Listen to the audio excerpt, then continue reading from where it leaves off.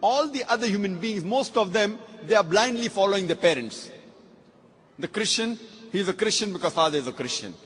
The person is a Hindu because father is a Hindu. Most of the Muslims are Muslims because their fathers are Muslim. This atheist is thinking, his father, his parents may be religious, but he does not believe in the gods which his parents worship. Most of the atheists, we realize, have become atheists because they believe in science and technology. These people think that science has advanced so much, we don't require any scripture, we don't require any religion, etc. The first question I ask to the atheist is that suppose there is an equipment, there is a machinery which no one in the world has ever seen before.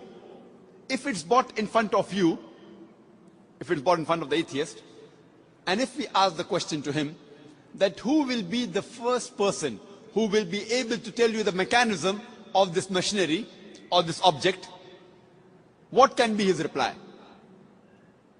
What can he reply? Suppose a machinery who no one in the world has seen, if it's brought in front of the atheist, and he's asked the question, who will be the first person who will tell you the mechanism of this machinery or object? The reply the atheist will give you is the first person who will tell you the mechanism is the manufacturer. Some may say the creator, some may say the inventor, some may say the producer. Whatever they say, it will be somewhat similar. Either they say the creator, the manufacturer, the producer, the inventor. It will be somewhat similar. Just keep it at the back of your mind. Then ask him the next question. That how did our universe come into existence? So the atheist will tell us that initially there was a primary nebula. Then there was a big bang. There was a secondary separation which gave rise to galaxies, the sun, the moon, and the earth on which we live. This we call as a big bang. When did you come to know about this creation of the universe? So he will tell you, about 30-40 years back, the scientists that discovered this. You ask him the question, but what you're talking about the Big Bang is already mentioned in the Quran, in Surah Anbiya, chapter number 21, verse number 30, which says, Avalam yaral lazina kafaru. Do not the unbelievers see, Anna samawati wal arda, kanat ratkan fasaknahuma, that the heavens and the earth were joined together and we clove them asunder. What you're talking about the Big Bang is already mentioned in the Quran 1400 years ago. Who could have mentioned that? So the atheist will say, maybe it's a fluke. No problem. Don't argue with him. You continue. The light of the moon, is it its own light or reflected light? So the atheist will tell us that previously we thought the moon has its own light. Recently we have come to know in science, recently means 100 years back, 200 years back, we have come to know that the light of the moon is not its own light but a reflected light. The Quran mentions 1400 years ago in Surah Furqan, chapter number 25, verse number 61, that blessed is he who had placed the constellation in the sky and placed therein a lamp, a sun, having its own light, and moon having reflected light or borrowed light. The Arabic word used for moonlight in the Quran is munir or nur, meaning reflected light or borrowed light. Who could have mentioned in the Quran 1400 years ago that the light of the moon is not its own light but reflected light, which we have come to know recently? The atheist may say, your Prophet Muhammad, peace be upon him, maybe he was an intelligent man. Don't argue with him. Continue. The world that we live on, what's the shape of this earth on which we live? The atheist will tell you, it is spherical. When did we come to know? So he will tell us, it was 1597 when Sir Francis Drake, when he sailed around the earth, that he proved that the earth was spherical. But the Quran says 1400 years ago, in Surah Naziyat, chapter number 79, verse number 30, Wal arda ba'da zalika dahaha. And thereafter, we have made the earth egg-shaped. The Arabic word dahaha, one of its meaning is the earth is an expanse. The other meaning is derived from the Arabic word duya, which means an egg. And it doesn't refer to a normal egg. It refers to the egg of an ostrich. And we know the world is not completely round like a ball, but it is geospherical in shape. It is starting from the pole. And if you analyze the shape of the egg of an ostrich, that too is geospherical in shape.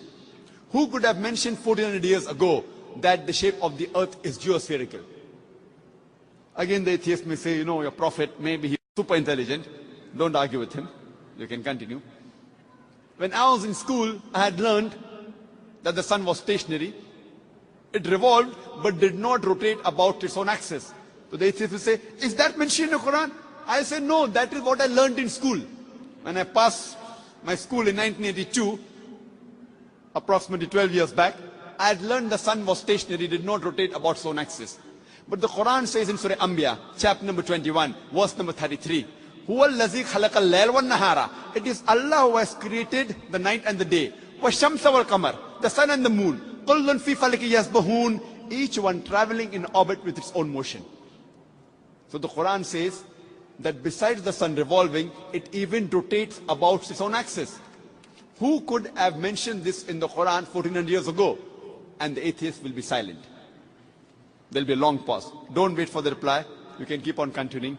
Today, science tells us that the universe is expanding, which is mentioned in the Quran 1400 years ago in Surah Dhariyat, chapter number 51, verse number 47. The Quran speaks about the water cycle which we learned in school. It was Sir Bernard Palissy in 1580 who first described the water cycle, how the water evaporates from the ocean, forms into clouds, moves into the interior, falls down as rain. This water cycle is spoken about in great detail in the Quran in several verses. In Surah Az-Zumur, chapter 39, verse 21. In Surah Rum, chapter number 30, verse 24. In Surah Hijr, chapter 15, verse 22. In Surah Mu'minun, chapter number 23, verse number 18. In Surah Nur, chapter number 24, verse number 43. In Surah Rum, chapter number 30, verse 48. In Surah Araf, chapter number 7, verse number 17. In Surah Furqan, chapter number 25, verse 48 to 49. In Surah Fatir, chapter number 35, verse number 9. In Surah Yasin, chapter number 36, verse number 34. In Surah Mulk, chapter number 67, verse number 30.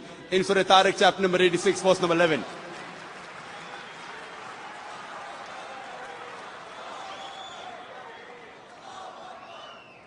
There are hundreds of verses in the Quran which only speak about the water cycle, which science has discovered recently.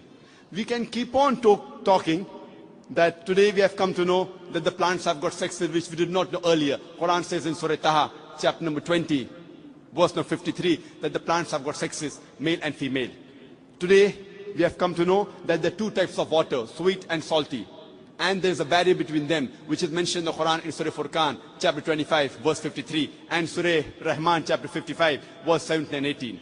Marajal Bahraini al-Taqiyan, bainahuma barzakhun la yabghiyan. It is Allah who has let free two bodies of flowing water. Though they meet, they do not mix. There is a barrier between them. Today science tells us that it is the mountains which prevent the earth from shaking, which is mentioned in the Quran 1400 years ago in Surah Naba, chapter number 78. Verse number 6 and 7. The Quran speaks about biology, that we have created every living creature from water, every living thing. In Surah Anbiya, chapter 21, verse number 30, Quran mentions this 1400 years ago. The Quran speaks about zoology, about the lifestyle of the spider in Surah Ankabut, chapter 29, verse 41. About the ant in Surah Namal, chapter 27, verse 17 to 18. About the bee in Surah Nahl, chapter number 16, verse 66, 68, 69.